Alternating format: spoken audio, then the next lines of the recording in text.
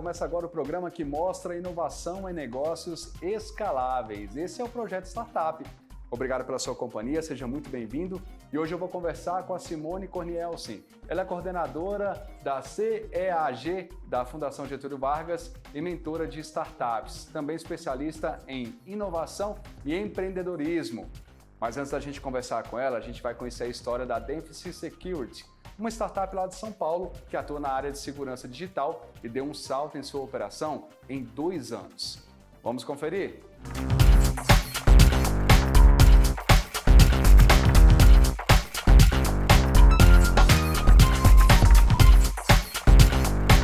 Eu sou o Gabriel Paiva, eu tenho 30 anos e sou empreendedor.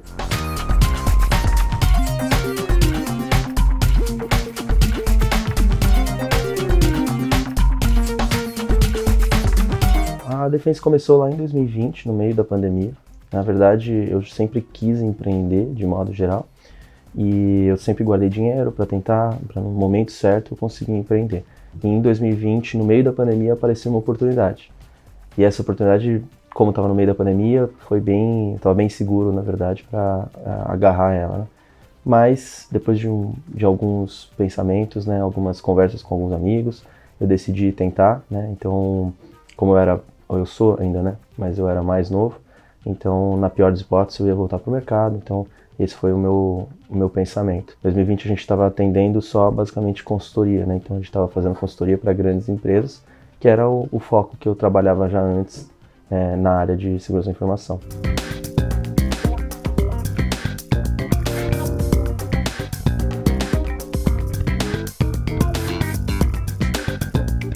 Para mim foi muito orgânico, né? O estudo de mercado eu já tinha feito quando eu estava trabalhando antes de abrir a empresa. Então eu já estava no mercado, já estava inserido no mercado, já conhecia os problemas do mercado e tinha identificado alguns gaps que eu queria preencher e foi daí que começou a Defense até. Então, por eu já ter tido todo esse networking, toda essa experiência dentro do mercado, foi muito mais fácil de fazer um planejamento estratégico. Então, nesse atendimento para grandes empresas, a gente foi evoluindo. Então, essas empresas, de modo geral, contratavam a gente para fazer alguma consultoria, mas eles estavam tão felizes assim com a forma que a gente estava atendendo, que foi evoluindo organicamente para eles pedirem para a gente fazer suporte técnico, atender eles 24/7, 8/5, quando eles tiverem algum problema. Então, fechar um contrato que tem uma recorrência, que obviamente é muito bom para a empresa. E no final de 2020, a gente começou a fazer também vendas de produtos, que realmente é onde aumenta bastante o faturamento. Obviamente tem uma margem até melhor do que serviço. Em 2020 eu fiz minha primeira venda, fiz uma venda que era uma validação no final do dia, então eu troquei nota ali para fazer funcionar, né, para a gente tentar testar o processo como um todo. E assim que finalizou esse processo, deu tudo certo, aí eu falei, tá bom, agora é a hora de eu expandir realmente a parte de vendas. E eu comecei a focar mais na área de vendas, comecei a contratar mais gente para a parte de engenharia, para a parte técnica, e comecei a expandir o time técnico e eu fazer vendas para tentar alavancar a empresa. E aí, em 2021, a gente saiu de um faturamento, por exemplo, de em 2020 mais ou menos de 600 mil, que era quando a gente fazia consultoria, vendia só serviço, e em 2021 a gente saiu para 25 milhões. Então foi um pulo gigantesco, né, de 600 para 25 milhões, porque a gente começou a vender e começou a dar certo. A gente oferta os serviços, oferta também as soluções para resolver os problemas dos clientes, que esse é o foco da Defense.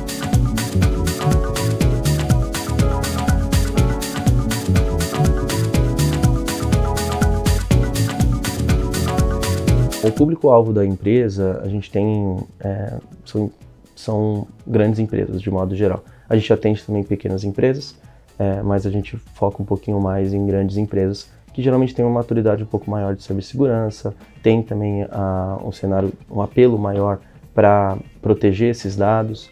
Então, o mercado financeiro, de modo geral, é onde a gente mais trabalha, e o mercado de grandes operadoras, grandes empresas do varejo. Gestão é um cenário que todo mundo tem problema. Então, no final do dia, se você for olhar até os empreendedores, de modo geral, eles acabam parando de crescer em algum momento justamente por causa da gestão. Porque é muito complexo você ter mais pessoas embaixo, você organizar bem os processos para a empresa conseguir escalonar, crescer, Então, a maioria dos empreendedores acabam parando em um momento ali que está num patamar que ele consegue cuidar e acaba não crescendo porque não consegue fazer essa parte de gestão.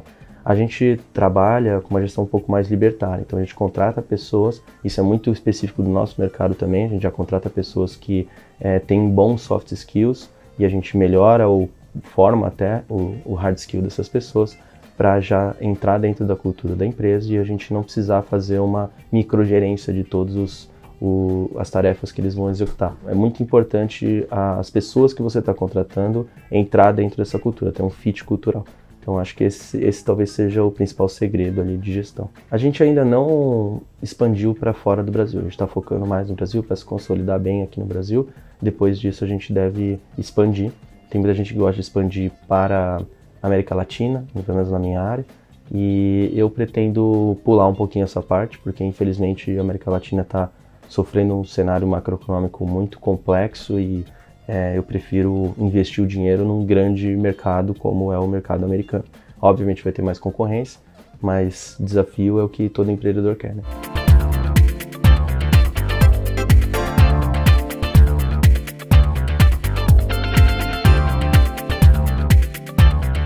A gente investe bastante em marketing, tem até uma frase que bastante gente fala que todo cenário é custo, menos marketing, né? Então a gente investe bastante em marketing, porque é onde a gente geralmente gera leads, onde a gente gera branding, então é muito importante. E não é um cenário que faz tempo que a gente está investindo, a gente começou a investir esse ano, então no começo foi realmente venda pelo networking, por todo o cenário que eu já tinha de mercado e os colaboradores já tinham também de mercado. Mas para você começar a ir para novos patamares, obviamente você precisa investir bastante em marketing. A gente gosta de investir bastante em feiras específicas de cibersegurança, são grandes feiras que a gente participou. Investimos também em rede social, justamente para melhorar o branding, para gerar leads até de modo geral, mas não é o foco da empresa.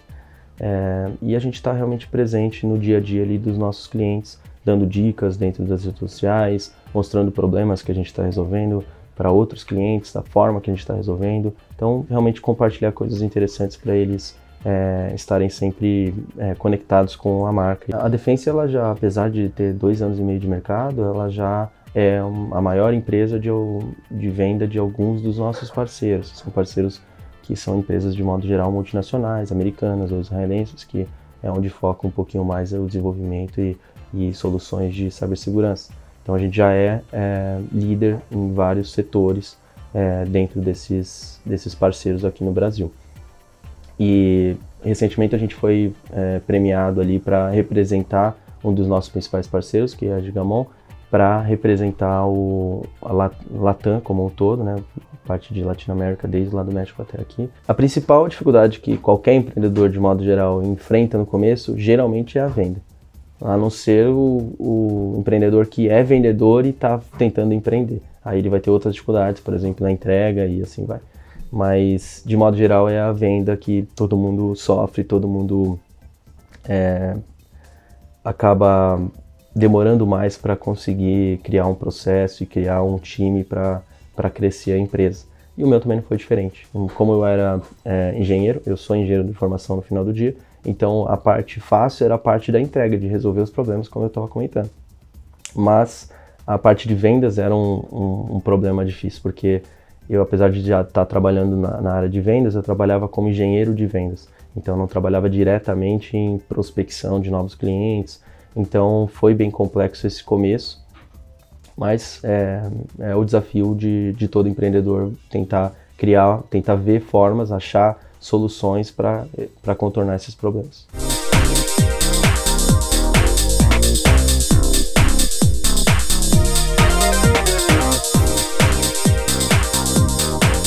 A Defense tem vários diferenciais e isso não é à toa. Eu gosto muito de procurar novas formas da gente melhorar o que o mercado já está fazendo.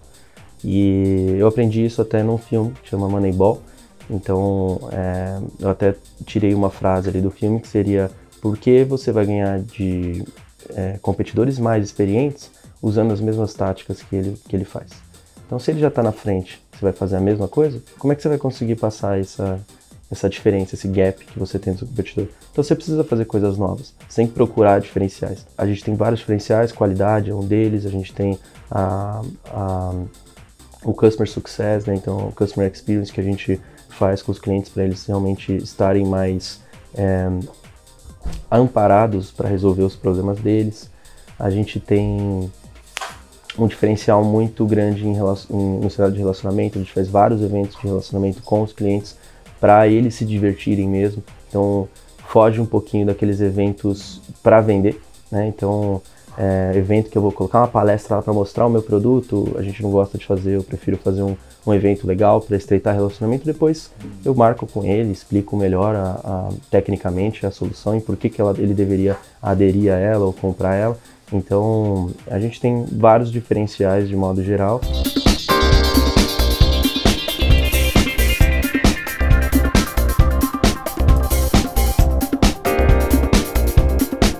Hoje os principais desafios que a gente tem são muito parecidos com a maioria das empresas também. Então, obviamente, gestão de todo mundo, a gente está sempre crescendo a equipe, então crescer dói, crescer é complicado, a gente precisa ter uma organização muito grande, ter um fit cultural, como eu falei, muito grande. Então, é sempre difícil esse momento. E também, obviamente, vender mais, cada vez ter mais clientes, captar mais clientes, deixar os fluxos, principalmente do administrativo ali, não afetar de modo geral o timing dos projetos. O futuro da Defense tem muita coisa para acontecer, então a gente tem só 2 anos e meio, a gente está crescendo como uma velocidade que acho que ninguém viu no mercado. E a ideia é que o meu sonho particular é fazer um IPO. Então a gente está trabalhando para isso, para fazer um IPO e começar a expandir a marca globalmente. Sou apaixonado por empreender, então eu gosto de resolver problemas, eu gosto de estar sempre junto, então por isso que eu invisto em várias startups, invisto em novas empresas, estou criando outras startups dentro desse ecossistema que a gente está criando da Defense. E o que eu acho que é mais importante para um empreendedor que está começando é ele ter a clareza do problema e do tamanho do problema que ele está resolvendo quando ele fizer essa empresa. Porque no final do dia, se você não estiver resolvendo o problema, você não tem uma empresa. Então, tem que identificar exatamente o que você está resolvendo,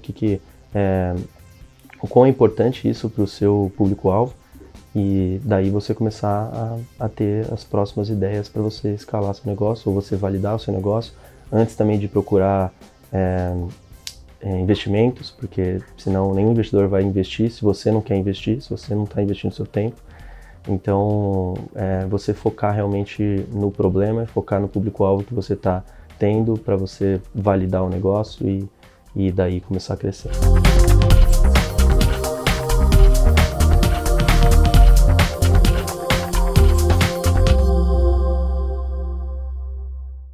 O Gabriel é ousado, né? Ele usou toda a estratégia aí para conseguir escalar o seu negócio. A gente vai a um rápido intervalo e na volta a gente vai conversar um pouquinho mais com a Simone Cornelsen sobre essa questão das startups. É rapidinho, não saia daí.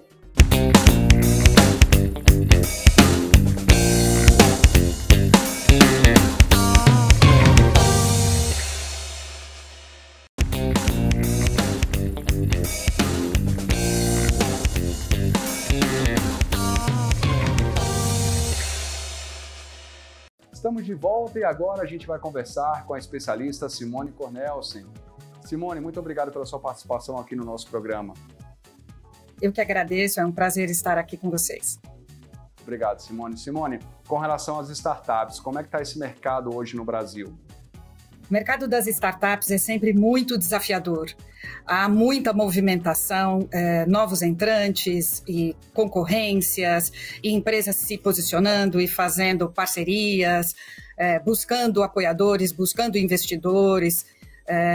Nos últimos anos, a pandemia trouxe desafios digitais, desafios para que todas as empresas, tanto as pequenas quanto as grandes, se reposicionassem, aprendessem novas formas de lidar com clientes, com desafios dos usuários finais, em ambientes de incerteza. E nunca foi tão importante aprender a lidar com segurança, seja de dados, seja de processos, seja de pessoas. Então, esse tema está muito acalorado. Simone, no caso aí da empresa que a gente viu do Gabriel, é uma empresa que está investindo bastante na questão cibernética e é um mercado muito amplo, né? Então a gente tem que conhecer bastante como ele funciona para apresentar uma solução que realmente seja escalonável, né? Sem dúvida. O Gabriel viu uma excelente oportunidade e soube trabalhar com eficiência, ganhar clientes. Ele tem uma boa rede de relacionamentos, sendo que não só investindo em marketing, mas iniciou com o boca a boca, com as recomendações. Ele soube encantar os seus clientes e fazer com que estes clientes o recomendassem para novos clientes. Então, ele solidificou uma carteira muito importante e teve um crescimento extremamente significativo. Sem dúvida, ele está no caminho certo. Simone, vamos voltar um pouquinho mais nessa questão da inovação. Uma startup é uma empresa que traz uma inovação. Ok. Como saber que essa inovação realmente vai fazer diferença a ponto de se tornar uma empresa? Porque, às vezes, o empreendedor faz ali na área onde ele mora, e aí os familiares aprovam aquilo, os amigos, mas aí sair disso para uma empresa tem um caminho longo aí, né? A gente tem que reforçar um pouquinho isso, né? Tudo começa com uma ideia. Então, o importante é fazer com que essa ideia seja validada pelo mercado. Se o mercado, ou seja, se os clientes não estiverem dispostos a adotar aquela ideia, então ela pode ser uma excelente invenção, mas não uma inovação. É isso que diferencia uma boa ideia de uma efetiva inovação, a adoção pelo mercado. Uma vez que o futuro empreendedor tenha certeza de que aquele produto ou aquele serviço é relevante e que há clientes dispostos a pagar por isso, aí sim ele pode pensar em consolidar a empresa, em formalizar a empresa. Muitas vezes os empresários, os futuros empresários, né, ainda empreendedores, estão naquela fase de testar e conhecer o mercado e não estão ainda seguros se devem ou não formalizar a empresa. Então, a formalização ela passa a ser necessária no momento em que há clientes dispostos a pagar por aquela solução e aquele empreendedor precisa emitir uma nota fiscal e regularizar a sua operação. Então, aí parte-se para a formalização do negócio propriamente dito. Mas antes de definir pelo tipo de empresa a ser criada, o empreendedor deve ter muita clareza sobre os desafios internos de gestão, de recursos necessários, de estrutura, de regulamentação necessária para colocar aquela empresa em pé. Mas há um caminho para isso e planejamento é fundamental. Simone, nessa questão da formalização, é importante a gente deixar claro também que não se trata só de deveres, também tem benefícios. Então, a pessoa que formaliza a sua empresa, ela também vai conseguir um crédito, também vai conseguir outros benefícios que podem ajudar a empresa também, né? Sem dúvida. Hoje em dia, há facilidades para que os empreendedores iniciem o seu negócio. Aí não apenas falando de startups, que já tem um perfil bastante específico, mas todo e qualquer negócio começa pequeno. Dificilmente uma empresa já nasce grande. Então, ela pode começar como uma MEI ou como uma empresa de microporte e, aos poucos, essa empresa vai tomando força, criando musculatura suficiente para alcançar novos patamares e novos voos. Mas esta formalização e qual é qual o melhor processo, qual o melhor enquadramento, deve-se analisar a tributação que favoreça o empresário no início do seu empreendimento, para que ele saiba se vai ser necessário sócio, se ele pode constituir uma EIRELI, uma microempresa, se é vantajoso ele operar dentro de um regime simples ou de um regime de lucro presumido. Então, é importante ele se cercar de informação e buscar o apoio do Sebrae para definir o melhor modelo de negócio para a solução que ele está oferecendo ao mercado. Simone, aí é um ponto importante que a gente tem que voltar, que é com relação à Lei de Proteção Geral de Dados. A gente está lidando com dados de clientes, dados de pessoas, Então é importante que nesses casos as startups também tenham o auxílio de um advogado, de algum especialista em legislação para evitar esse tipo de dor de cabeça, né? Porque pode acabar se tornando aí o fim de uma empresa isso, né? Exatamente. A Lei de Segurança e Proteção de Dados, ela traz uma responsabilidade extra para toda e qualquer empresa. No momento em que você tem um site ou redes sociais lidando com informações dos seus clientes, lidando com um perfil de compra e venda, não importa o modelo de negócio, não importa o porte da empresa. Desde o início, deve-se tomar muito cuidado com a questão da segurança das informações, de que maneira esses dados são tratados dentro da sua empresa, dando sempre muita transparência ao cliente, fornecendo segurança para que o cliente forneça os dados e saiba de que maneira os seus dados serão tratados pela empresa.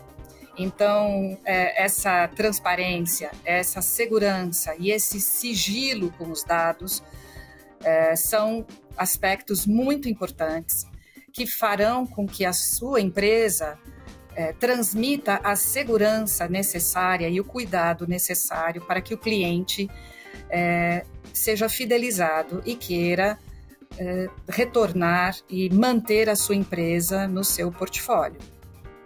Simone, é muito natural aqui no nosso programa que a gente mostre os caminhos para que um projeto de startup possa ser bem sucedido. Mas existem também erros. E aí, de acordo com a sua experiência, do que você vê no dia a dia do seu trabalho, quais são os principais erros que quem tem uma startup comete?